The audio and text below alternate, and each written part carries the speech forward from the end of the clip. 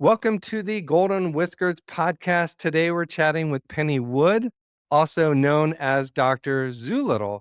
Now, Penny is a longevity zoologist, and you might remember her as a guest from the Feline Wellness Summit, where she talked about the 7 pillars of animal longevity. Today, we're going to switch gears and we're going to talk all about teeth, specifically preventative and regenerative dental care in cats. So when I was setting up this interview with Penny, I asked her, what is one topic we should really focus in on today? And she said dental care in cats because she keeps on seeing this problem and she suspected cat parents need some help. And we do because I'm a cat parent and I need help in this topic. I've had some issues with my previous cats in terms of dental health and dental care, and I can't really wait to dig into this topic. Let me tell you a little bit about Penny. She's a world class longevity zoologist and a zoo welfare consultant. She's also a mammal trainer and pet health concierge. She works with wild and domestic carnivores as a cognitive ethiologist specializing in animal mental health, cognitive enrichment, and cooperative care to enhance welfare in the human animal bond. Penny, welcome to the podcast. I'm so happy you're here.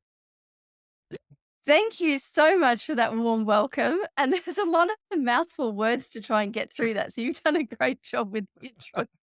For some reason, the zoologist, it's not a word I say every day. But yeah, you were here for our summit. Really appreciate that. We're going to be switching gears and talking about dental care. Before we go into dental health with our cats, you have 2 cats, Mary and Pippin. You said they weren't going to make an appearance because they're currently outside somewhere, but do they have any quirky habits or favorite mischief that they like to get into at home? Of course they do. I mean, they've got totally different personalities. For being twins, they're because they're literally, I mean, it's very difficult to tell them apart if you don't know them. I obviously do. One's a boy, and one's a girl, so there's a size difference as well. But for twins, they've got such different personalities. Um, Pippin is actually secretly a really big fan of his sister.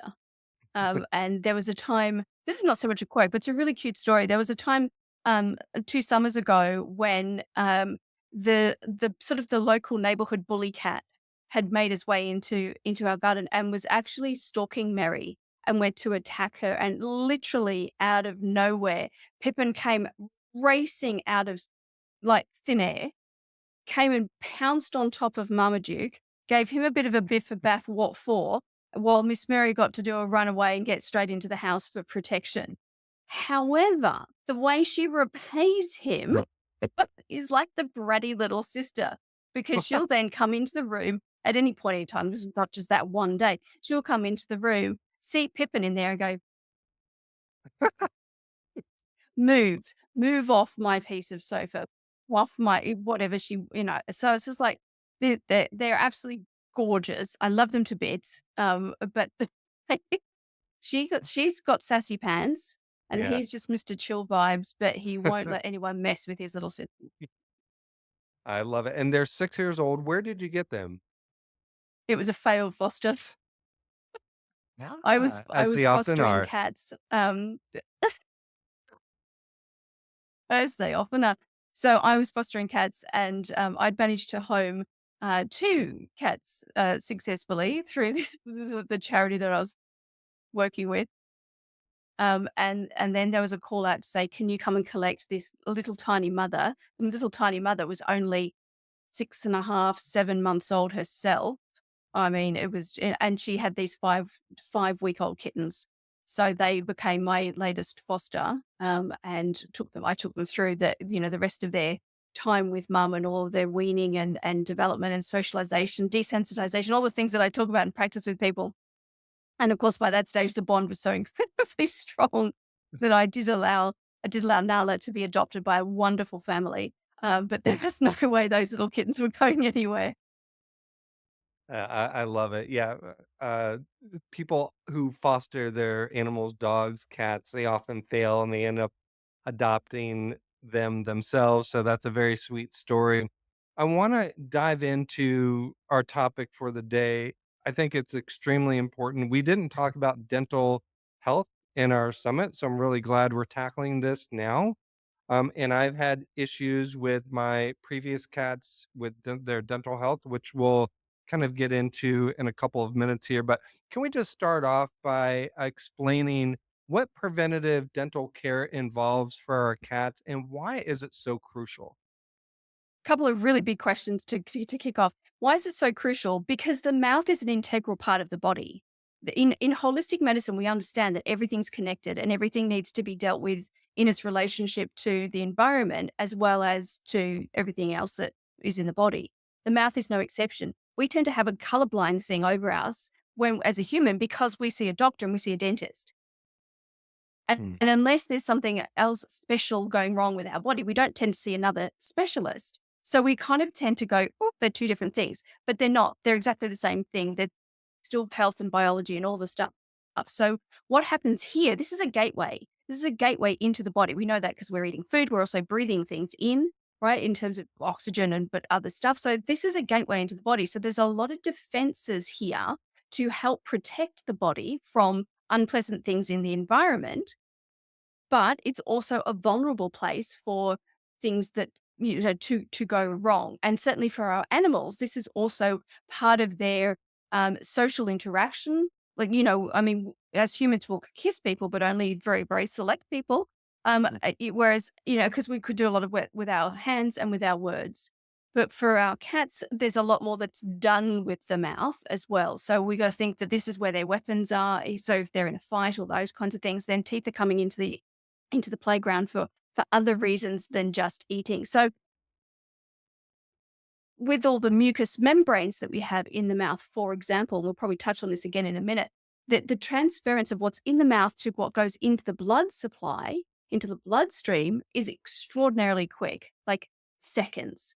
This is how we can revive people who have low sugar, like hypoglycemia, because we can put some honey on their gum, yes, right? And within seconds, that glucose is in their bloodstream, reviving them, right? So what's in the mouth gets into the blood, and it's there all around the body. So if we've got a dirty mouth because of pathogens, because of bacterial imbalances, because of poor dental hygiene itself, that's in our blood. And then that will go into our lymphatic system, which is part of the detox organs of the body, which then puts undue burden, for example, on the liver and the kidneys. So whenever we're looking at the mouth, we also want to be looking at the liver and kidneys particularly, but also the lymphatics in general. How well are they flowing? There's just no way to separate mouth, dental care, oral hygiene, for microbiome, all that stuff from the rest of the body proper. But I've only answered one of your questions because I can't remember the other one now. Yeah, the other one, I was asking about like why preventative dental care is so crucial. But let me switch gears and ask you, because I know we're going to go into that a little bit later, but what are some signs that cat parents might miss that indicate dental problems are actually starting? I mean, anytime you get excessive drooling or eating on one side of the mouth, pain with eating, going off eating, I mean, these are very obvious kind of, and by that stage, the disease has gone, periodontal disease has progressed quite significantly when we're getting to those signs. So I prefer not to have people look for signs to say that they should do something about teeth, but to incorporate dental care and teeth care, whatever you want to call it, into life in general. Doesn't necessarily have to be a daily thing, but there are things that are incredibly simple that can be daily. And I'm all about the light touch when it comes to this. Because again, as a zoologist, I start with a different field of view. I start with looking at the problem from how are wild animals solving this crisis? Because they're not going off and seeing a dentist. They're not brushing their teeth. Nobody's coming around with with a dental toothbrush for them, right? So what's happening? Are their teeth in terrible shape? No, like they're not. They have broken teeth. Excuse me, say that again. Broken teeth, right? From an accident, an injury, a fight, that kind of thing. And then that can abscess and that can cause some serious issues that can easily even cause death in the wild animals. But they're not suffering from gingivitis, from bad breath, from plaque, tartar, periodontal disease, weakened gums, all those things that get wrapped up in what we see regularly. So what are they doing? So that's where I say, well, if we can just take some of those principles, some of those common sense things that those animals are doing and bring that into our pet's life, we're rewilding their dental care with a very light touch. We're not having to go and catch them up every day and brush their teeth because you don't have time, you don't like it, you don't want to get bitten, they don't like it. It's not fun for anybody. So instead of kind of going, well, that's what we do, I prefer to go, well, let's look at what animals do, what nature does, and then copy that because it's much easier on everybody. So in that case, what we're going to be looking at then is having the kind of diet, both from a nutritional point of view, but also from the mechanics of the mouth point of view. Okay. So when you are a kibble eater, for example, if you're a dog, you inhale your biscuit because it's so small, you don't have to chew it. It can just go in, you just scoop it up, throw it in because a dog wants to eat fast. If you're a cat, you usually pick up your biscuits more carefully, right? And you might do a crunch to break it in half in order to swallow because your throat doesn't expand and have all that goopy saliva the way a dog does, right? So there's a little bit of a crunch going on, but down it goes. There isn't that working of the face, working of the muscles. There's nothing for the teeth to actually push through and get scraped off, right? Because if you do that, you're going to rub the plaque off your teeth, right? Because something's that's effectively a brush. So when cats are out in the wild and they're capturing something, their teeth are going through the skin and the fur or the feathers of that prey and brushing their teeth. Mm. So even in the hunting process and the dispatching process of killing an animal ready to eat it, they're cleaning their teeth. And then when they eat their prey, they're going to be biting through that skin, that fur, that is brushing their teeth. When they get to the bones and all of the collagen and knobbly bits that are around bones, they're having to get the bits here and bits over here and then that bit around the back. So it's awkward in the mouth. And the more awkward in the mouth it is, the more the teeth are being cleaned. With conventional pet food, even with high quality raw species appropriate diet pet food, there's not a lot of obstacle challenge in the mouth to brush those teeth the natural way. So being able to introduce things that have, something to punch through, if you like. I mean, the cats have got teeth that are supposed to be doing that, right? So if we can have pieces of jerky or skin or toys that are soft enough but natural fibers to punch, then you're brushing the teeth naturally the wild animal way. Yeah, I love that because, like you mentioned, who wants to try to brush a cat's teeth like humans brush their teeth? And I know that it's probably a myth out there. When I first got my first cats, I had learned, which I think is wrong now, that kibble, so the dry food, the crunchiness of the kibble can clean a cat's teeth. But you're saying that's totally false, right? That's one of the biggest myths in pet dental. That's what the marketing companies will tell you because Mm. there's a little bit of logic in there that something hard will be abrasive. But if you take it through its actual course of, well, how is that actually working? Like I said, they don't have chewing teeth. Cats, Mhm. they have scissor teeth, right? They've got carnassials back here that slice like this. So there's nothing for them to be crunching down on to get that scrubbing effect. Second problem, right? We know the bacteria love sugar. Carbohydrates are sugar. Biscuits are made with carbohydrates. So when you are having your biscuit, you're literally, from a cat's point of view, you're literally saying, hey, why don't you clean your teeth with toffee? Why don't you grab some of that candy and that sugar and the toffee that sticks in your teeth? Why don't you use that? And that's going to clean your teeth. Like Yeah. no sane adult is going to go, oh, that's a brilliant idea. Right. But effectively, that's what we're saying when we say, oh, let's have crunchy biscuits, or let's have some of these dentistic type of things that are, can I be frank? It's really rubbish. It's just garbage. Yes. And I know that's the nice word for it, rubbish. Um, um, Penny, my cats that I have now, Nico and Milo, they're 1, and I got them when they were about 8 months. So, their first 8 months, let's say, they were probably eating kibble. Now they're eating, a better diet. But when I first took them to the vet for the first time, just for a regular checkup, the vet said they already have some tartar built up on their teeth. So, what are the first steps knowing that my 1 year olds have some tartar buildup? What are the first things I could do to just help their dental health? Okay. So tartar is calcified plaque, and plaque is bacteria. Okay. So the bacteria start by jumping in because it's the gateway, and you're just going to get some in there. And of course, you've got an oral microbiome that has bacteria anyway, that hopefully is going to be in good balance. And that's one of the 7 pillars that we talked about on the summit. But the the tartar, if the plaque isn't rubbed off on a daily basis, you think about it, if you don't clean your teeth, they're furry, right? It feels horrible, and you wake up and you go, "Oh man, I really should have come." Right? So we need to remove it daily. If it's not removed daily, it will very quickly turn into tartar, which then has that staining effect, that yellowy kind of brownie. It gets worse over time, and it's now you really chip at it to get. And please don't chip at it. There's a reason why, but so we want to soften that down. We want to be removing the plaque before it becomes tartar. That's the gold standard, is to daily be removing the plaque before it becomes tartar. But if you've got tartar already there, you want to slowly soften that down. It's better to do it slowly over time because at the end of the day, that's actually really toxic material. Really toxic material. You do not want that the animal swallowing that, but you also don't want it buzzing around the mouth and being absorbed into the bloodstream like we talked about before. So if you do something that has, oh, suddenly we've dissolved everything, then that's a big toxic hit on the body, and you'll end up having someone who's feeling very miserable for a couple of days while that all circulates, and then you also want to be doing a detoxification protocol to help them get rid of that body. If you do it gently, it's far safer, far kinder, and you'll still get the end result.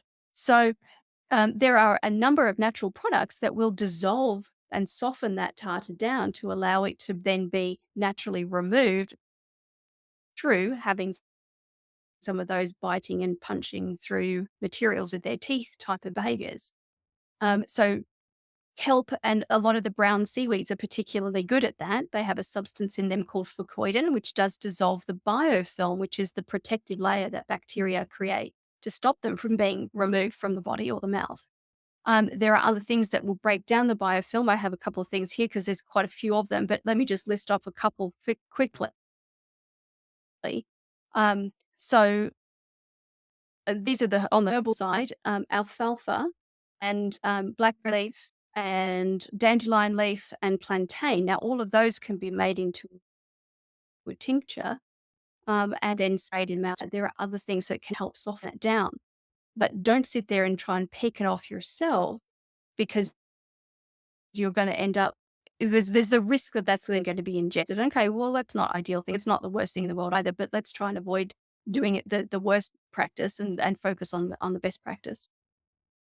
Yeah, thank you. Very helpful. I'm gonna look into that more so I can take care of their teeth going forward because my two previous cats, I did not take care of their teeth, which I mentioned earlier, and they paid for it with their health. I paid for it with my money.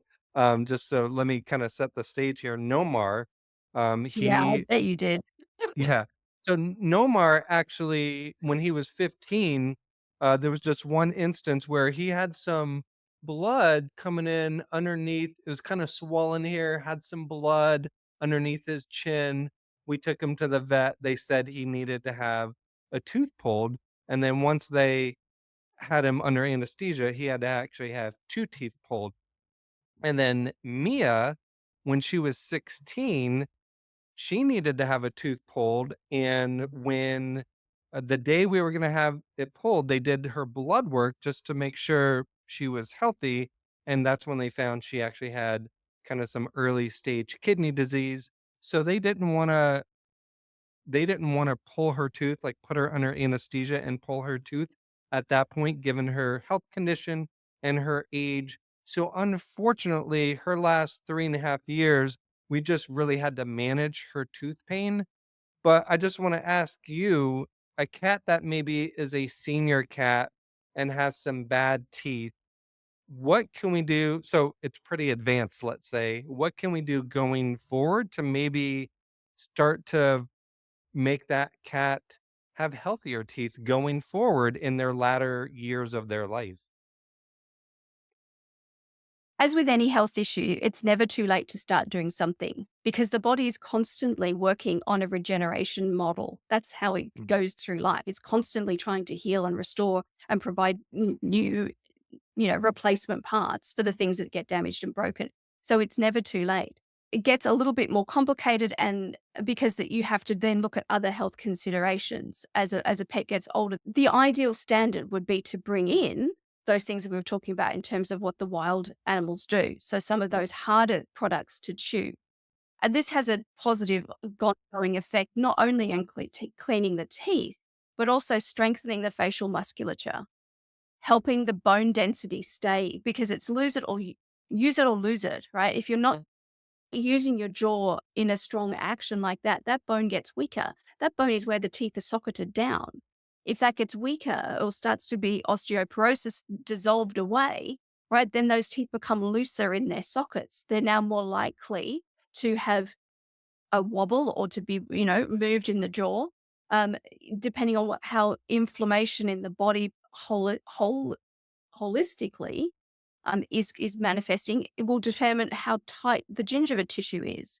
Is your gum line nice and high? Are your gums not tightly knit together? Is your collagen strong and holding those teeth in, even if the bone's a bit weak? So we, as pets age, typically those things start to come in if they haven't practiced a longevity lifestyle as a preventative measure in health in general. So we would look at doing, how can we bring down inflammation in the body, holistically bring down inflammation? How can we increase the collagen to allow that to knit back together? What little supplementations or special creams could we put in there to speed that process? And there are all kinds of amazing products for pets in the mouth. How can we be using an oral microbiome spray to reset the microbiome balance, because the saliva is incredibly protective of the teeth. And if you get dry mouth or highly acidic mouth, or if the oral microbiome goes out of balance, then we start to lose some of that protective measure. And it's easier then for the acids and the bacteria and the inflammation and the pain and everything to creep in. So we can address each one of the sort of steps if there's a problem and reverse them. So we can help with the pain, we can get rid of the inflammation, we can strengthen the gingiva tissue, we can re-knit that back together again. We can actually even repair cavities naturally. It takes some time, but that's possible. You can remineralize the bone of the socket, you can strengthen the muscles of the face. All of these aspects to it can be restored, and there are amazing natural and holistic products that can help you do that. But let's not go there if we don't have to, because prevention is so easy with the right kind of nutrition, which is high in minerals, which they need. Because at the end of the day, teeth are just mouth bones. They're almost the same as bones, just they're just white and shiny on the outside. But it's really the same sort of stuff. So you must have a high mineral diet to maintain them. And we're constantly remineralizing. The cats are constantly remineralizing their teeth when they have sufficient minerals in their diet. If they don't, then their minerals are being stolen from their teeth and their bones, because they need those minerals to run other enzymatic activity in the body.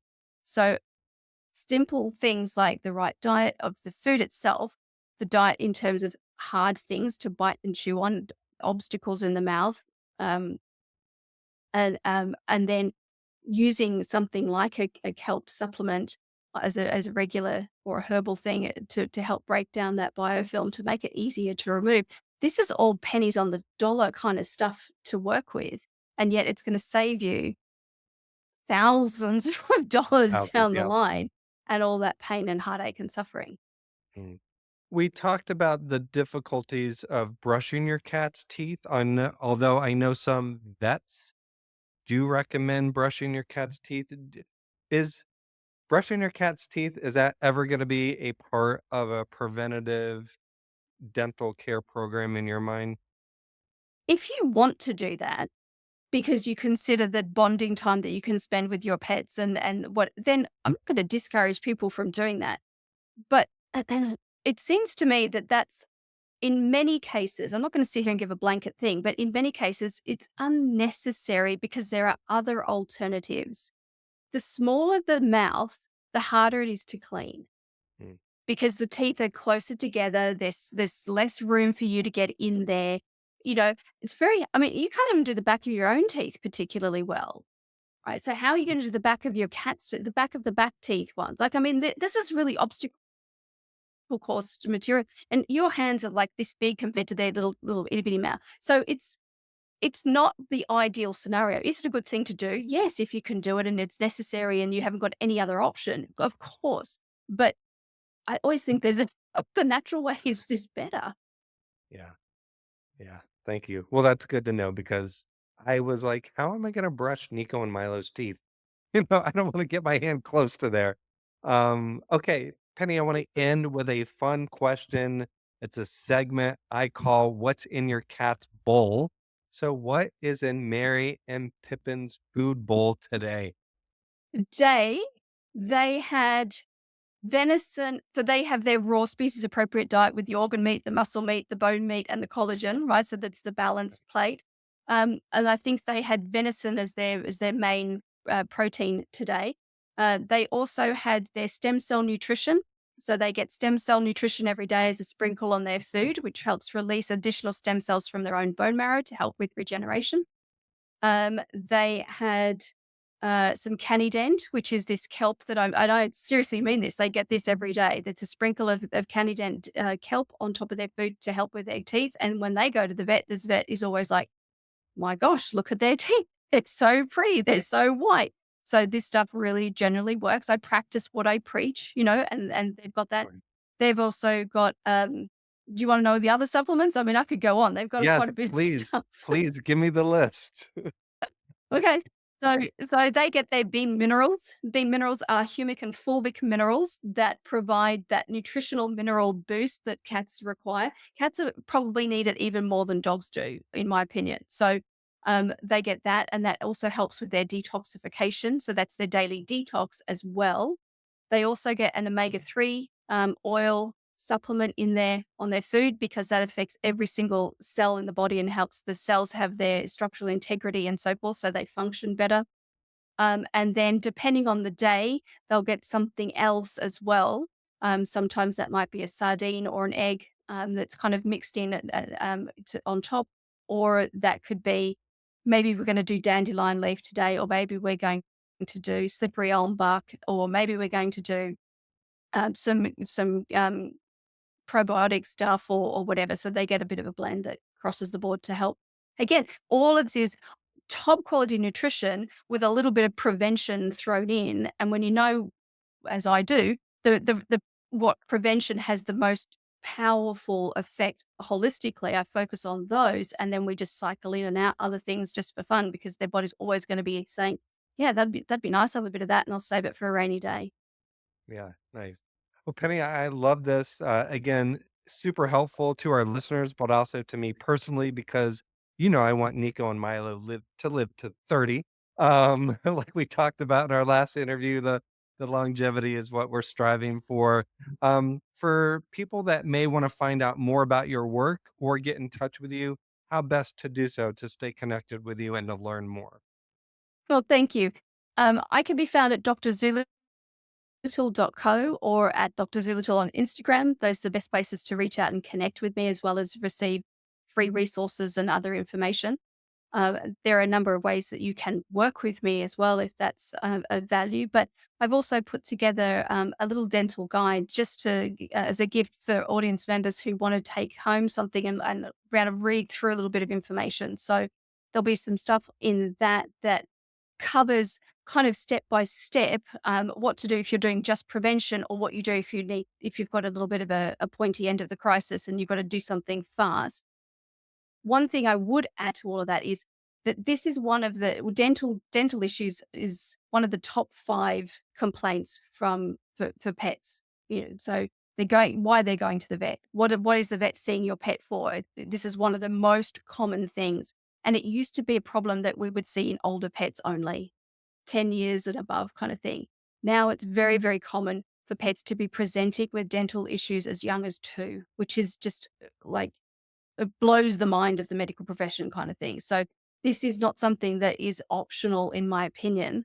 And if you need help with that, do grab this guide because it will help you implement something before it becomes a problem. And then you'll be saved from spending all those thousands of dollars and taking your cat through a journey of pain and suffering. So those are probably the best ways to get the ball rolling.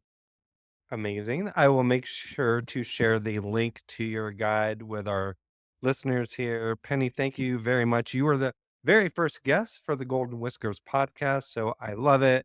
I always have fun talking to you. I appreciate you for being here, but also for the work that you're doing. So thank you so much. Thank you, Scott. It's an honor to talk cat with you. Yeah. You're very welcome. Everybody listening, thank you so much. If you don't mind, if you like this, could you please subscribe to our channel? That helps us push out the podcast to even more listeners and get found online. So appreciate you listening, and we'll see you next time. Bye, everybody.